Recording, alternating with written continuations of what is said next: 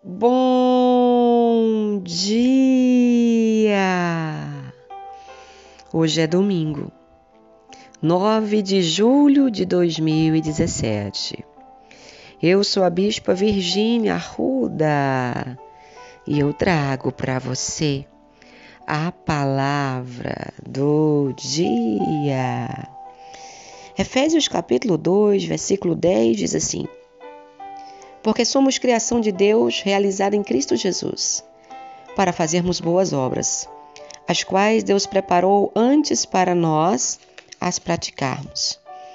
Eu quero falar hoje de casamento, relacionamento. Casamento é um ministério.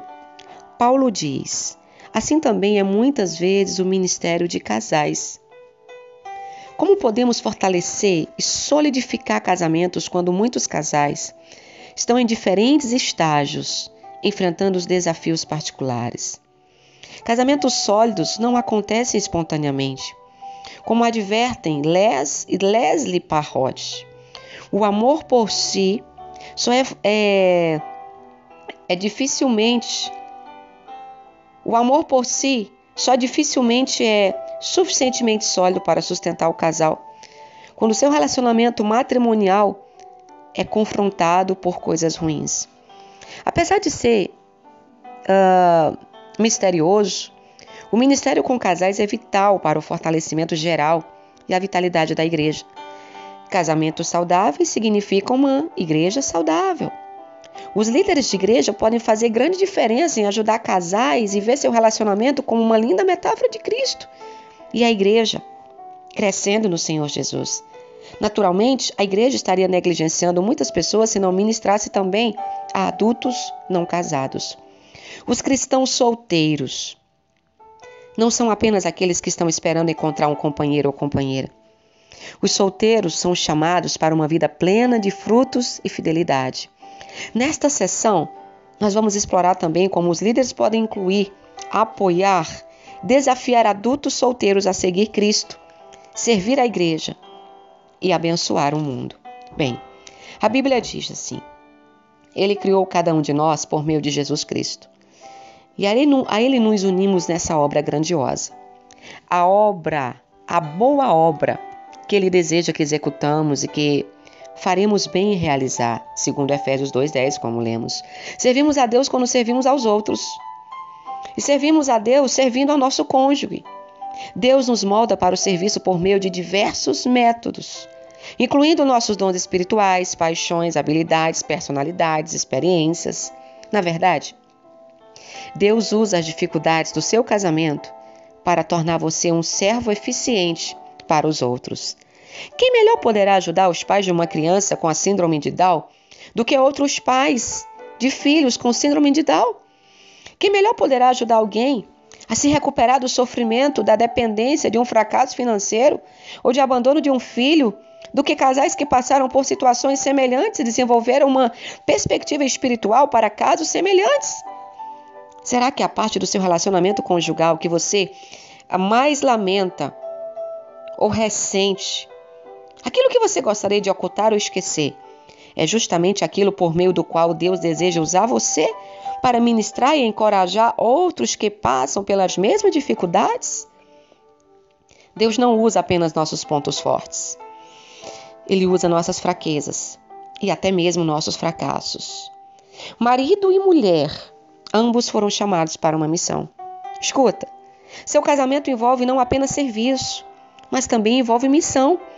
Seu ministério destina-se a outros cristãos, mas sua missão a não cristãos.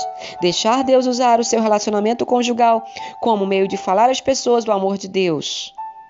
Isso pode tomar diversas formas, desde ser uma testemunha na sua vizinhança, até fazer uma viagem missionária a outro país. O fato é, se você deseja receber a bênção de Deus no seu matrimônio, então precisa importar-se com o que Deus mais deseja. Ele quer reencontrar seus filhos perdidos.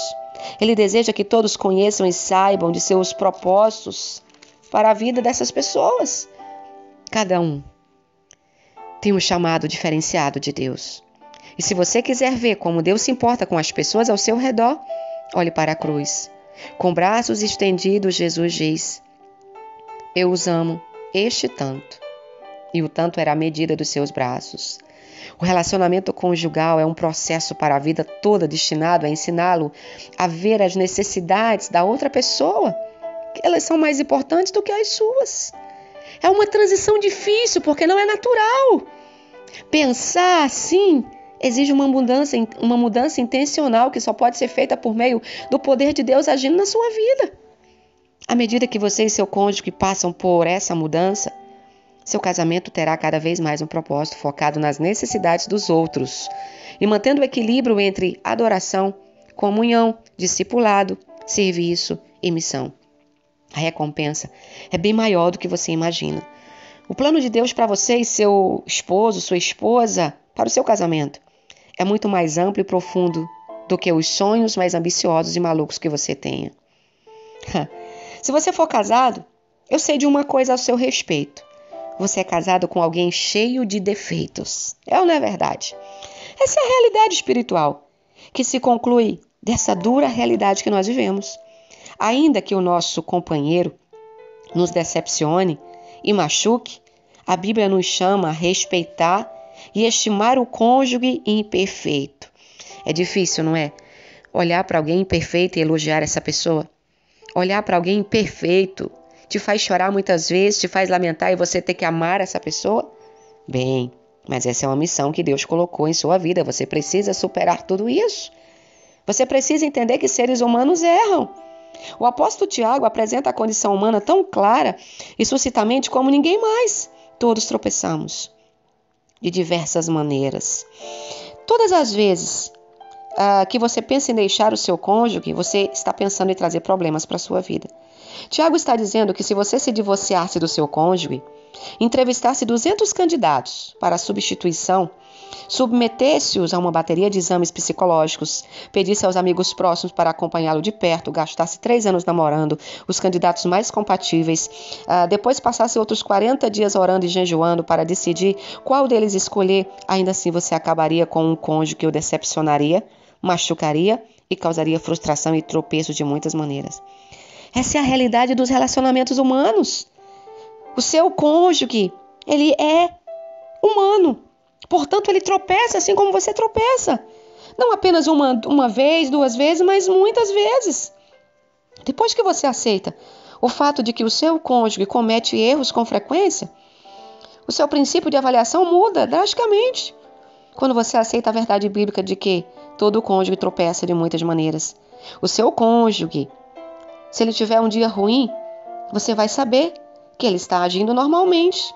Significa que em vez de ficar pensando nas decepções passageiras, seja grato pelos atos positivos de amor. Ao aceitar as coisas negativas como inevitáveis, sou capaz de agradecer e exibir as evidências positivas da graça de Deus. Por causa da realidade do pecado, todo relacionamento conjugal passa por momentos difíceis. Não nos casamos com deuses ou deusas. Casamos com pessoas cheias de defeitos, das quais a Bíblia fala que tropeçarão de muitas maneiras. Como um casamento assim poderá ser fácil? Depois que eu aceito que o casamento é inerentemente difícil, não terei mais ressentimento quando passar por dificuldades no meio do relacionamento conjugal. Decepção e falta de respeito são frequentemente provocados por perspectivas não realistas. Não é justo comparar o seu relacionamento conjugal àquilo que você vê em filmes ou lê em ficção. Esse tipo de casamento não é real. O casamento das novelas é tudo bonito, perfeito, mas não é de verdade. E mesmo que você encontre um casal na igreja aparentemente ideal, perfeitos, você nunca vai saber o que acontece com eles entre 4 paredes e quando eles não estão em público. Certamente eles têm discussões, suas desavenças, porque casamento é ajuntamento de 2 cabeças, de 2 pessoas diferentes. Todos nós temos tendência a minimizar as próprias falhas e superestimar as falhas do outro.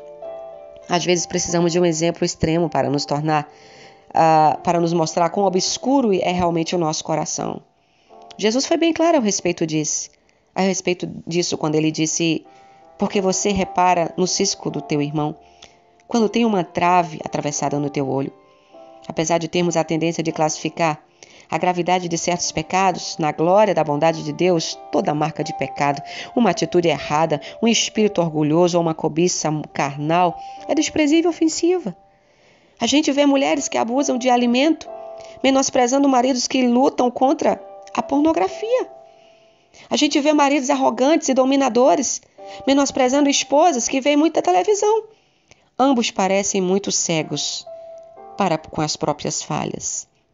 Não somos chamados para julgar um ao outro. Nunca. Somos chamados para amar. Você não é chamado para contar os defeitos do seu cônjuge, o jeito que ele fala, ou dizer para ele sou mais santo do que você. Não. Você é chamado para encorajá-lo. Você não é chamado para acusá-lo de quanto necessita da glória de Deus. Você é chamado para honrá-lo e respeitá-lo. Aprendamos a estimar o nosso cônjuge imperfeito, tendo contato com a realidade de nosso próprio pecado, aceitando humildemente o perdão de Deus e honestamente, percebendo que nunca teremos de perdoar a alguém mais do que Deus já perdoou a nós mesmos. Então, se você é casado, antes de apontar os erros do seu companheiro, olhe para os seus. Isso vai tornar o seu casamento melhor. Se você é solteiro, pense bem se você quer um relacionamento. Relacionamentos não são fáceis. Eles vêm com barreiras e muitas dificuldades. Mas através do nosso amor próprio e amor pela pessoa que está do nosso lado, e principalmente pelo amor a Deus, conseguiremos superar todas as barreiras e dificuldades. Para você que mora em Salvador, nessa segunda-feira, 10 de julho, eu vou estar ministrando na Igreja Batista Lírio dos Vales, Pituba, na rua Octávio Mangabeira 300. Eu espero você. Que o Senhor te abençoe e te guarde. Que Ele faça resplandecer o rosto dele sobre você e te dê a paz. Amanhã, se o Senhor permitir, eu volto na palavra do dia.